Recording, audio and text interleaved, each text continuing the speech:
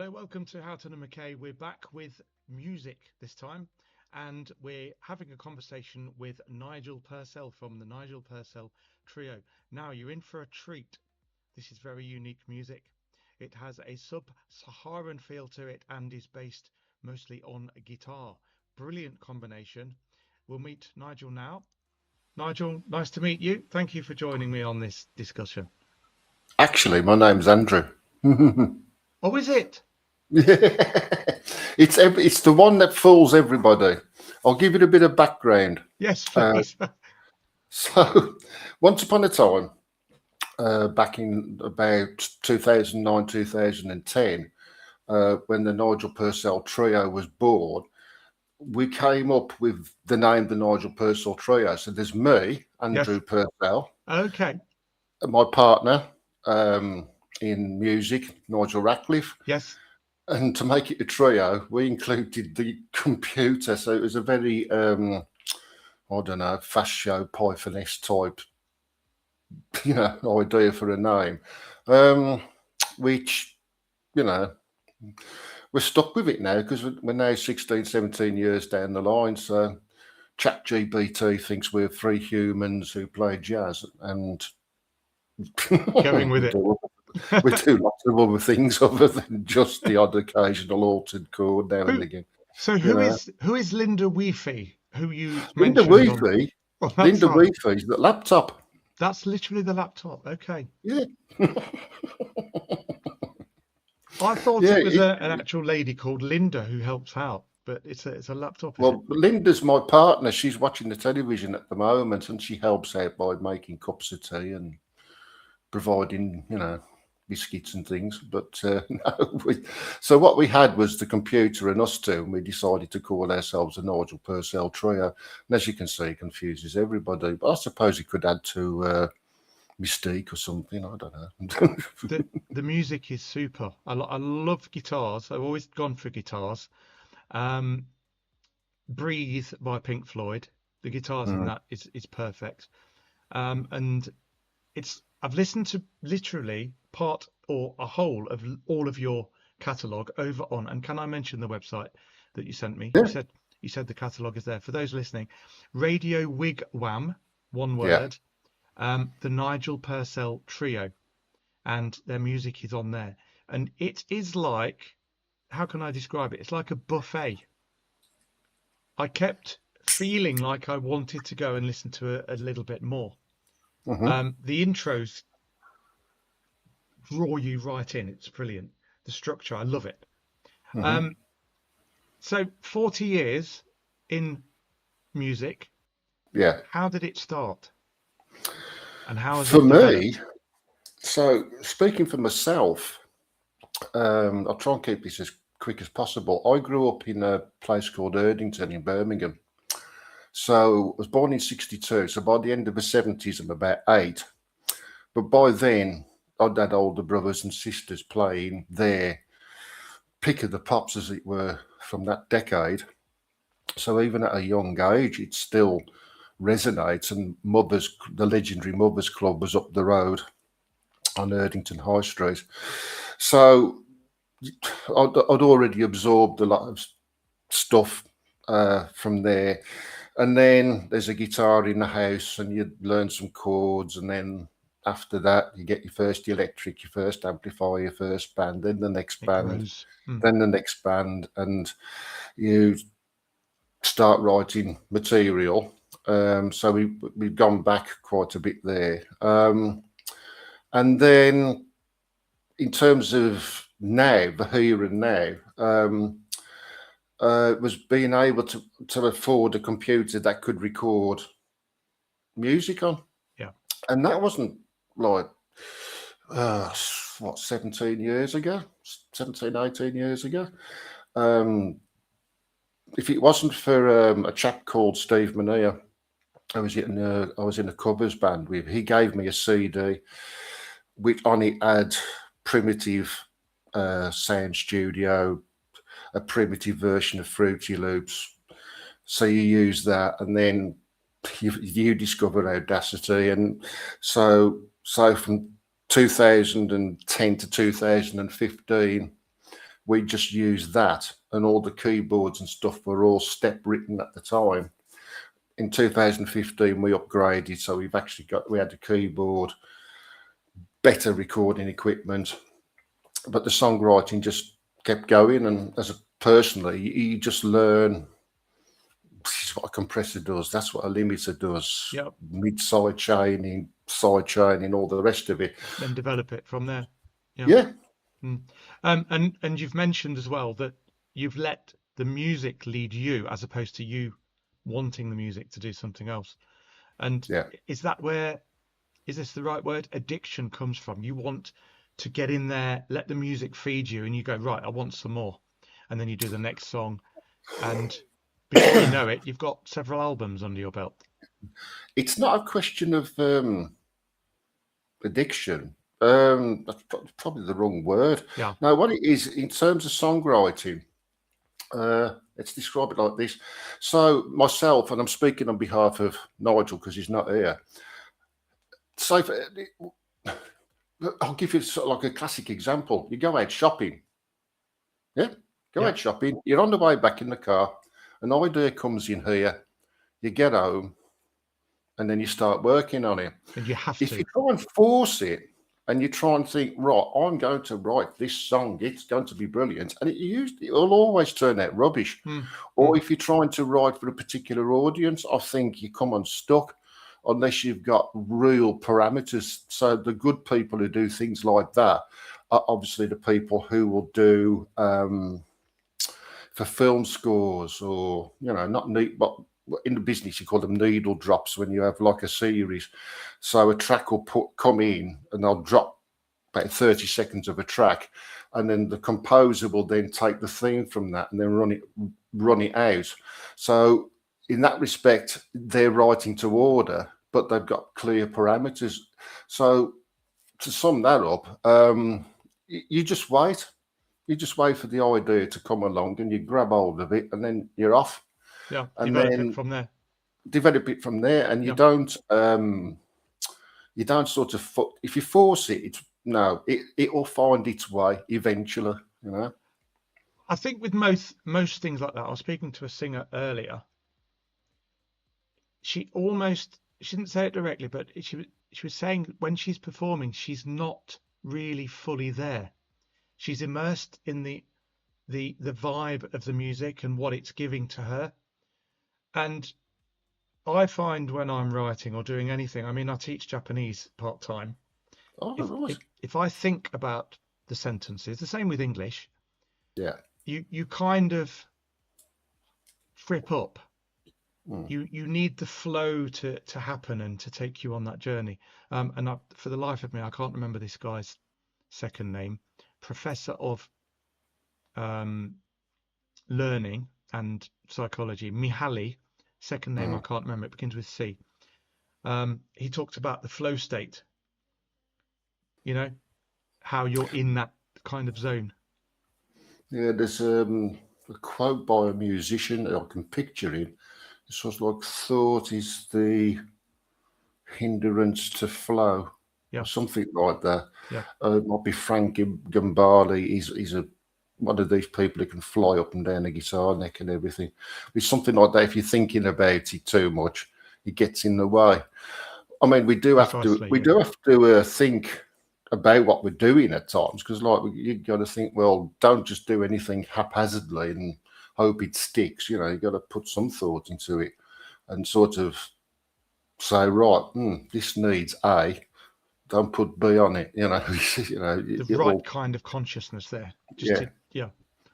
It's really good. And I'm not just saying this because you're being interviewed on the magazine and to sell it and say, everybody go and have a look. I genuinely mean people should go and take a look at these tracks, because they are quite unique. Thank you. They are. The collection feels different than a lot of other music that you've got out there. Maybe it's just me. Maybe it's because I like it, but that's what I'm saying there. I note on the website, it says your key influences were from Radiohead, Sub-Saharan music, and everything in between.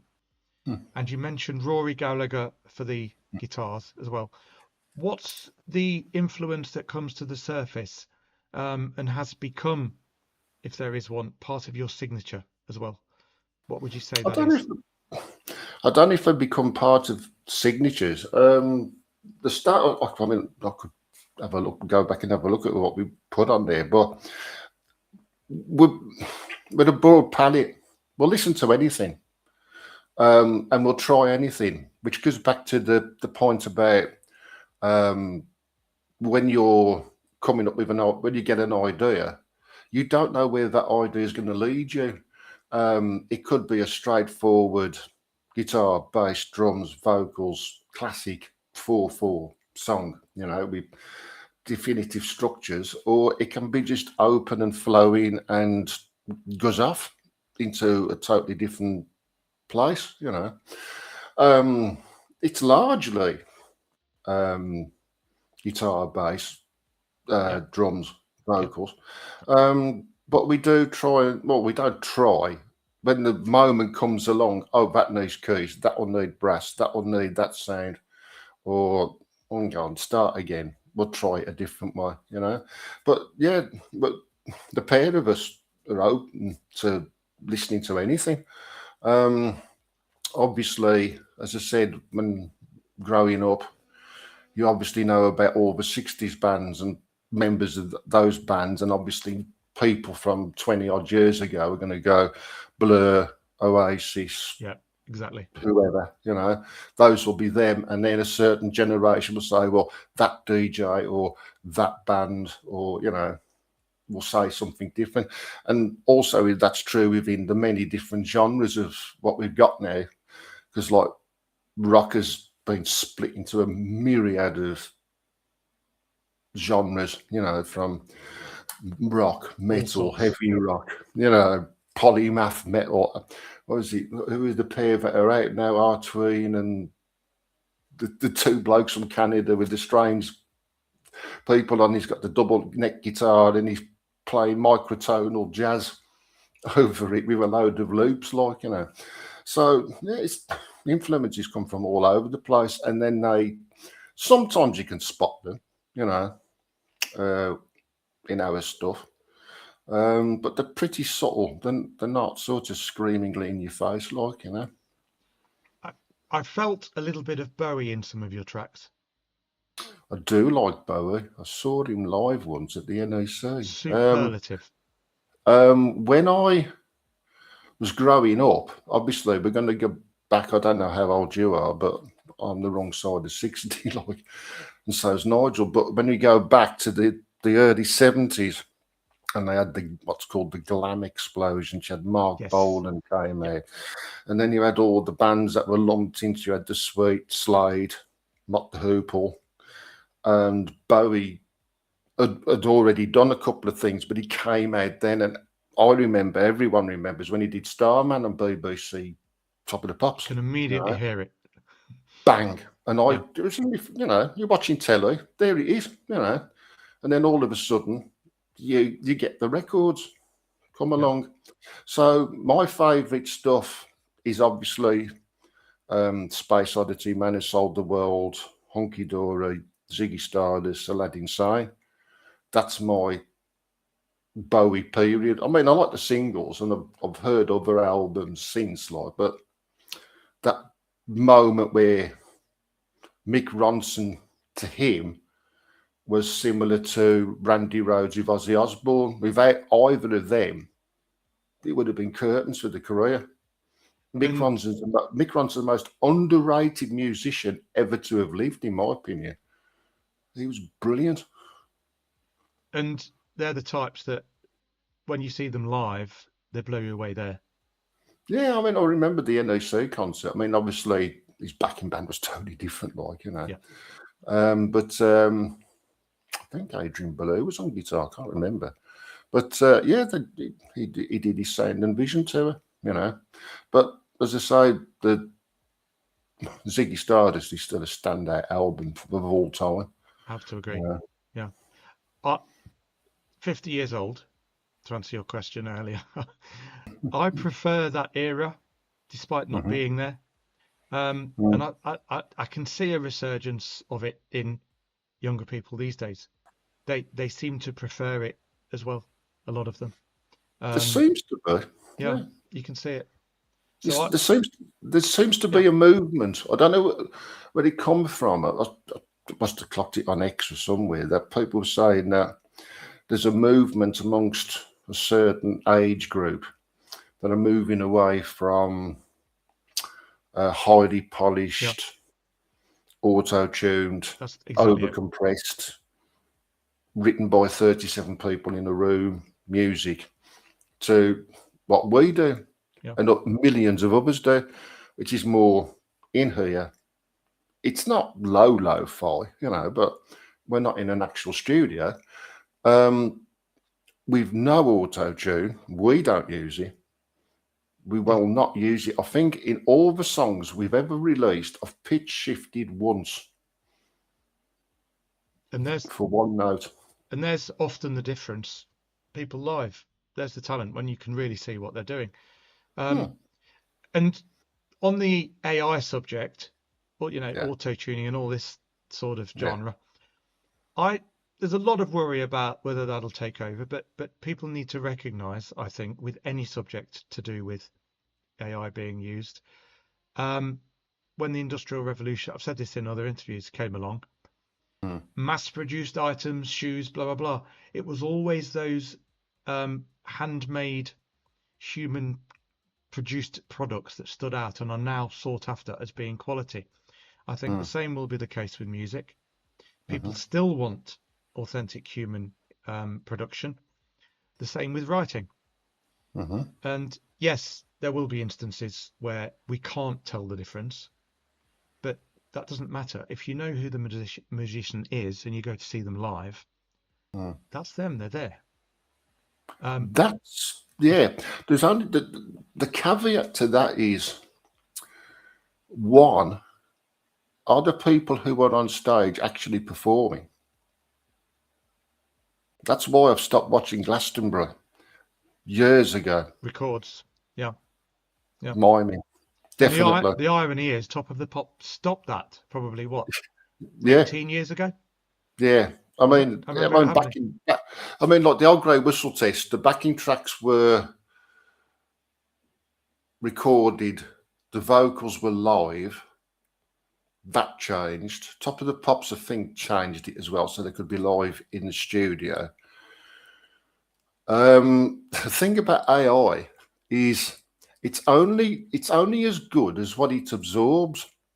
Now, if people are striving for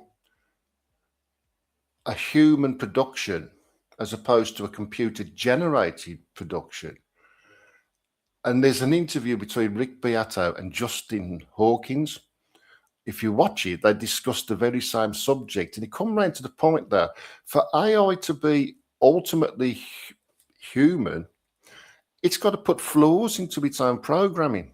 Yeah, there you go. Yeah. Oh, no, that sounds strange. I mean, like if you have to a perfect song, every note's got to no, because there might be a slight mistake or a slight thing off, but that's the human element that makes the human song.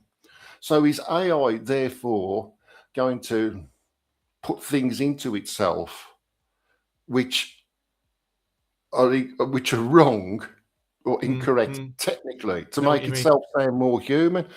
It's a very interesting thing, but also scary at the same time. But extremely. We hope it doesn't take over. No, it's already made a massive dent into Spotify, but Spotify have been called out, and I think they're having to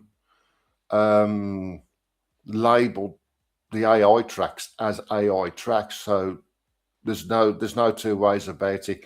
You're listening to it because it was it was a big thing last year. Was it something Sundown? It was an AI generated band which was supposedly from the 70s. And they put all these pictures up of these 4 different members of the band. None of them were real. The pictures were useless. The songs were average. And yet it was getting 500,000 listens. Right. And then you think, well, hang on a minute. The AI must have absorbed from that period of time as its source material. Well, the people who it's sucking the lifeblood out of, they're not going to see a penny out of it. And it's learning. It's going to be the computer generating software and the operator who's going to coin it all, or Spotify. There you go. Yeah. What's your current focus at the moment? Where do you want to go with it, and what are you developing? Just keep writing. Keep recording. I mean, at the moment, so I do my own solo stuff as well. I put a solo release out as Andrew Purcell Music. Yeah. It's called I Still Don't Know Who I Am, which basically is a pun because we're not genre specific. You know, I'm not, Nigel's not, when we're together, we're not. Whatever the song dictates to us, we do it, whatever style that may be. Yeah. Yeah. In terms of what the Nigel Purcell Trio are doing right now, is re-recording some of Nigel's stuff that came out. It was released as a band, Loft 51, but Loft 51's dead in the water and gone. So we've re-recorded some of the tracks that he did for that. But these are ideas he had back 40 odd years ago plus. And if I show you this, so this is a cassette where basically it's press play and record. There's two microphones, two guitars, two of us record. 1979, 1980. So we've gone back in to discover if there's anything in there else we can extract and bring up to date. Yeah. And it's been an absolute treasure trove. You know, so that's what me and Nigel are working on at the moment, and I'm really enjoying it. You know, and I suppose for a musician, it's similar to a writer, because you write something down, an idea for a story, perhaps, and if you don't write it down, it's in your head. It appears totally at the wrong time. You're like, "What's that character?" So I guess you have instances where you can remember a chord or a string of music, and you're like, what was that note? Because it sounded really good and it fit with everything either side. So those recordings that you've got there are really useful, because it comes back and you go, that was it. Yeah. We can now use that part in a future single or whatever. That's true. Also, if you obviously if you scribble down, I mean, I do know what a musical stave is and what 4/4 means and the keys and the scales and the modes, but my transcription and sight reading the skills are pretty damn poor, to be honest. But in my own way, I can pick up a piece of music paper and scribble a phrase down, and nothing may come of it, and then that'll fit. You know, yes. Yeah, so you're quite right. That is true. And so, as I say, these songs, I mean, they've obviously changed from then, but some by that much and some by that much, you know. And they'll come at the right time as well. You know, for the current industry cycle, as we said, people are wanting songs from that era again and that flavour. So, you know, it'll be something that's useful. Listening back to them, they don't actually fit what was around in 1980 as I remember it, you know, or probably yourself. They just seem way different to anything that was going on at the time, you know. What was the main that you got Pet Shop Boys and George Michael and them lot in the 80s. But at the start of the 80s, you had, well, my favourite period of popular music probably is from 77 to 82, because that's where you had everything. Punk started, then you had the beginnings of indie, I suppose. You had two-tone, you had the new wave of British heavy metal, the early synth bands. You had, and then you had the stuff that was still coming over from America, the funk stuff, the early rap was coming over. You've got all that going on, all at the same time, all in the same charts. Yeah. It was very diverse. Charts to me nowadays, or what I hear on corporate radio, Gonna is say, not diverse. what do you think of it right now? Awful. Yeah, it doesn't seem like there's a lot of variety going on. There hasn't been for a long time, because all I'm not going to start mentioning radio stations, but they do play homogenous drivel to me, and people suck it up, you know. But so that's where the internet and democratization, in a loosey sense of its usage, you can go and listen to people have started up their own radio stations, or you can go and find things via recommendations, or something might drop down.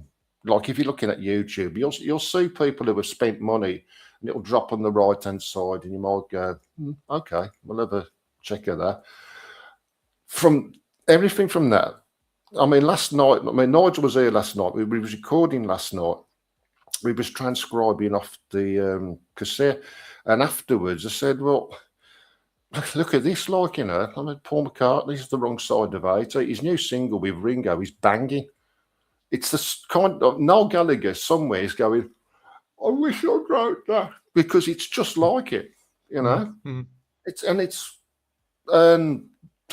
the Rolling Stones. The last album was the best thing they'd done since 1969, and this one's on par to be the same. It's incredible. They recognise where it's at and where the opportunity is. It's, you know, it's dead. So they're coming along, going, right, we'll have another go. Everyone can watch us again. You know, well done. So shall we go over to a video now and watch one of your videos, and let's have a look. 1, 2, 3, 4.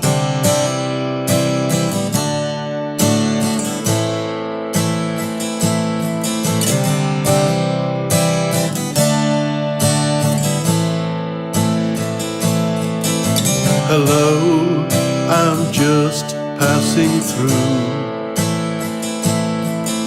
alone and tired. How about you? My feelings have always been true, and now I'm playing out my part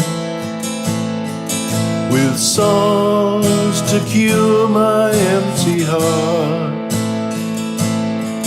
I'm bored with life and all its trials. The road behind me, miles and miles. I look back with sadness and I smile, in fear of what will come next. Will years to come be just like the rest? Hello, I'm just passing through.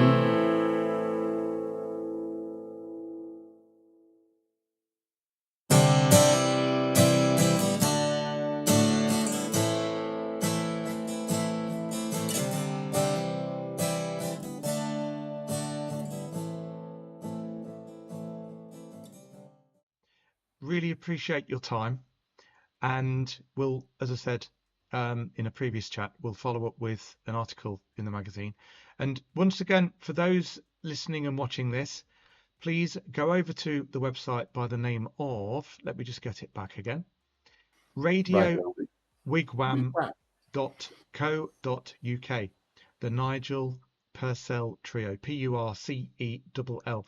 Listen to their fantastic music, and then find them on Instagram. Can you just remind me of your Instagram name? I ain't got a clue. So something like TMPT, right? That's all right. TN. Is it there? Let's have a look. There is an Instagram one. I mean, when it comes to social media, we're not the best at it. Like, I mean, if you put the Nigel Purcell Trio in your search engine, Yes. you'll get to Spotify. You'll get to I mean, it's at the bottom of that website. Yeah. So, and you got Radio Wigwam, the stuff we've parked on there as well, because Radio Wigwam are a very, very supportive, independent organisation. They have their own radio online. They're also on DAB in Cardiff, I think, and they're going to be somewhere else. They have good shows on there as well. Super. They're one of several worldwide you can go and listen to. Lonely Oak Radio is another one. Catered Radio comes out of Canada. Just trying to think of a few others. Belter Radio. Are you played in America as well? Radio Australia. Australia. Are you in America as well? Are you played on the channels there? Have I been played? Yeah. You have? Yeah. Super. Very nice. Yeah. We've been played worldwide. One of our very old instrumentals is got traction in the Netherlands for some reason, because we can tell by our publishing and stats. Good. Yeah, through the website. Obviously, when you do this, you get your PRO, you get your publishing, you get into PRS, MCPS, PPL, Centric Music, Audiam, and then obviously our distributors, DistroKid, and all the stats. And Distro, you mentioned. Is there any income for the struggling musician? Yeah, there's a little bit now and again. We're not going to be retiring anytime soon, but that's not the be all and end. It'd be nice. It'd be nice if something exploded. Obviously, you'd never turn it down. Someone said, "Can we use this on our film?" and you work out a deal on it. That would be lovely. That would be something to aim for. It hasn't happened yet, but you never know. And from what I've seen, and again, I'm not just saying it, I'm surprised that you haven't ended up on a film, at least in part, or a TV advert or anything like that. I suspect that the track I mentioned is called Lemons. It's just a simple instrumental. Nigel started, I can tell you when we recorded it was 1982. Okay. We re-recorded it in 2011 or 12. And going by I think it's been used somewhere in Europe right now in some guise or other, because we can tell because of the feedback from the publishing, which is great. But I couldn't tell you exactly how it's being used. But it'd be interesting if it was on some kind of Dutch television program or radio program, and they're using it. That'd be amazing on a TV series, the opening titles or something like that. Maybe. I hope so. Or a radio program. Yeah. Yeah. Okay. Well, let's hope that once we put this out on Instagram, somebody gets in touch with you and they say, right, can we have this song? And they'll be in touch with you. You've got a contact on there as well, haven't you? Yeah, I'm sure the Erdington Sound email address is there, Okay. Or I can just DM us directly. Yeah, they can do that as well. Okay, thank you once again, Andrew. I keep trying to say your band name. Really appreciated your time. Great chat. I enjoyed it. And I'll be looking at the music even more, of course, over the coming weeks. And for everyone that's tuned in, thank you also. Please put lots of comments on this discussion, good and bad. Let us know how we did, and comments about the music as well. And we'll see you soon again. Thank you.